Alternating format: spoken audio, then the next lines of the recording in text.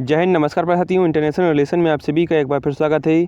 आज का जो हमारा सेशन है इसमें समझेंगे कि दिल्ली के जो मुख्यमंत्री अरविंद केजरीवाल हैं वो क्या जेल से ही सरकार चलाएंगे, क्योंकि अभी अरविंद केजरीवाल को जो ईडी है इसने 6 दिन के लिए यानी कि 28 मार्च तक हिरासत में ले रखा है, जिसमें जो अरविंद केजरीवाल हैं इन पर नई शराब नीति है उसमें घोटाला करने का आरोप है, जिसमें इन पर आरोप है कि इन्होंने जो साउथ इंडिया के शराब कारोबारी थे इनसे पंजाब में चुनाव लड़ने के लिए 100 करोड़ रुपए की फंडिंग ली थी।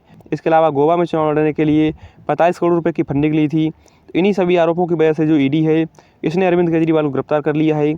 इसके अलावा गिरफ्तार करने से पहले जो पिछले 1 साल से जो ईडी है वो अरविंद केजरीवाल को सम्मन भेज रहा था, जिसमें अब तक अरविंद केजरीवाल को 9 सम्मन भेजे जा चुके थे और ये 10वां सम्मन है जिसमें अरविंद केजरीवाल को ईडी ने गिरफ्तार कर लिया है। इसके अलावा अगर अरविंद केजरीवाल जेल चले जाते हैं तो दिल्ली का नया मुख्यमंत्री कौन बनेगा। इसके अलावा अगर अरविंद केजरीवाल ने इस्तीफ़ा ना दिया तो क्या अरविंद केजरीवाल जेल से ही अपना मुख्यमंत्री के पद का कार्यभार संभाल सकते हैं। तो इन सभी बातों को आइए इस वीडियो में डिटेल से समझते हैं। देखिए, जब से जो अरविंद केजरीवाल ईडी के हिरासत में हैं तब से इन्होंने मुख्यमंत्री पद पर रहते हुए 2 संदेश दिए हैं, जिसमें पहला संदेश है कि इन्होंने जो दिल्ली में पानी की समस्या है उसको समाधान करने को लेकर के आदेश दिया है। इसके अलावा दूसरा संदेश है उसमें इन्होंने कहा है कि जो दिल्ली के लोग हैं उनको जो स्वास्थ्य सुविधाओं में जो दिक्कत आ रही है उनको बेहतर करें। इसके अलावा अरविंद केजरीवाल से मिलने के लिए ईडी ने कहा है कि इनकी जो पत्नी सुनीता केजरीवाल हैं और इनका एक हेल्पर विभव कुमार है वो केजरीवाल से प्रत्येक दिन शाम 6 बजे से लेकर 7 बजे के बीच में आधे घंटे का टाइम दिया गया है। इस टाइम में केजरीवाल से ये दोनों लोग मिल सकते हैं। और अपनी हिरासत में जो ईडी है इसने अरविंद केजरीवाल को फुल सीसीटीवी के नज़र में रखा है। इसके अलावा आप जानते हैं कि जो दिल्ली के सीएम अरविंद केजरीवाल हैं वो अपने पद से इस्तीफ़ा क्यों नहीं दे रहे हैं। तो इसकी सबसे बड़ी वजह ये हो सकती है क्योंकि इनको अपनी पार्टी में विश्वास नहीं हो सकता है, क्योंकि अभी जो पिछले मामले आए हैं जिसमें अभी जो उत्तर प्रदेश के परिवहन मंत्री थे जब इन्होंने मायावती को अपशब्द कहे थे तो इनके बचाव के लिए इनकी जो पत्नी है वो आगे आई थी। और इसके बाद जो इनकी पत्नी स्वाति सिंह हैं वो इतना बड़ा चेहरा बन गई थी उस विशेष क्षेत्र में कि जो पार्टी है उन्होंने दयाशंकर की बजाय जो स्वाति सिंह हैं इनको टिकट दे दिया था। लेकिन इसके बाद जो स्वाति सिंह हैं इन्होंने अपने पति दयाशंकर की बात को मानना बंद कर दिया और जो स्वाति सिंह हैं वो खुद अपना नाम कमाने लगीं। इसके अलावा बिहार के सीएम ने इस्तीफ़ा दिया, एक व्यक्ति को सीधा साधा समझ करके बिहार का मुख्यमंत्री बनाया था। तो इन्होंने जो नीतीश कुमार हैं इनकी बात को ही मानना बंद कर दिया। आपको पता होगा कि राजनीति बहुत ही कुत्ती चीज़ होती है। इसके बाद नीतीश कुमार ने बहुत ही मुश्किल से इनको मुख्यमंत्री के पद से हटा पाया था। इसके अलावा OTT प्लेटफॉर्म पर आपने एक वेब सीरीज़ देखी होगी जिसमें एक मुख्यमंत्री अपनी पत्नी बीमा भारती को सीएम बना देते हैं क्योंकि उनको कुछ कारणों की वजह से इस्तीफ़ा देना पड़ता है।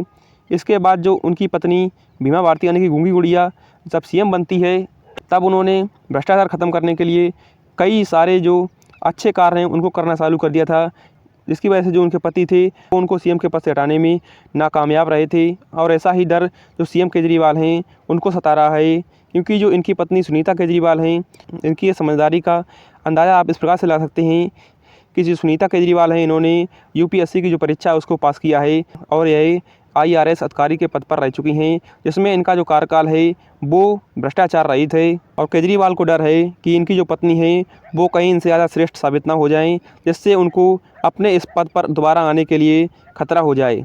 इसके अलावा आम आदमी पार्टी के जो वरिष्ठ नेता हैं उनमें भी जो केजरीवाल हैं उनका विश्वास नहीं है और शायद यही वजह है कि जो केजरीवाल हैं वो जेल से मुख्यमंत्री के जो पद है उसका कारोबार संभालने के लिए तैयार हैं, लेकिन मुख्यमंत्री के पद से इस्तीफ़ा देने को तैयार नहीं है। इसके अलावा जानते हैं कि जो अरविंद केजरीवाल हैं वो जेल में रहते हुए क्या सरकार चला सकते हैं।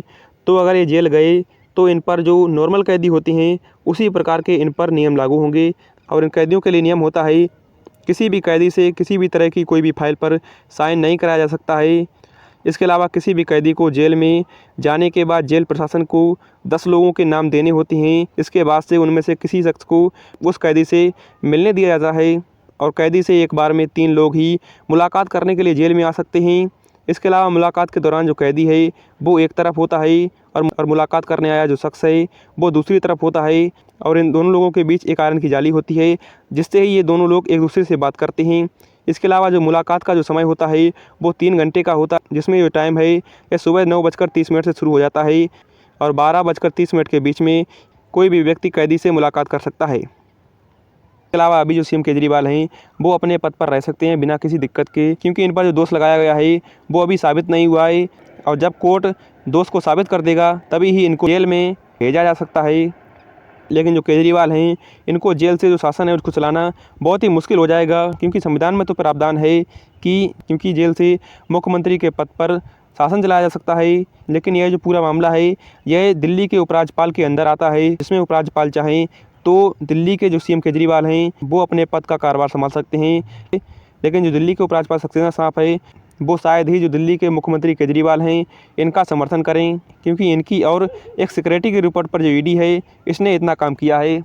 इसके अलावा अगर अरविंद केजरीवाल इस्तीफ़ा नहीं देते हैं और जेल से ही कार्यभार संभालते हैं तो यहाँ के जो उपराज्यपाल सक्सेना साहब हैं वो राष्ट्रपति को रिपोर्ट दे सकते हैं कि दिल्ली में जो मुख्यमंत्री का शासन तंत्र है वो फैल चुका है, और इस रिपोर्ट से जो राष्ट्रपति हैं वो नई दिल्ली में राष्ट्रपति शासन लगा सकती हैं।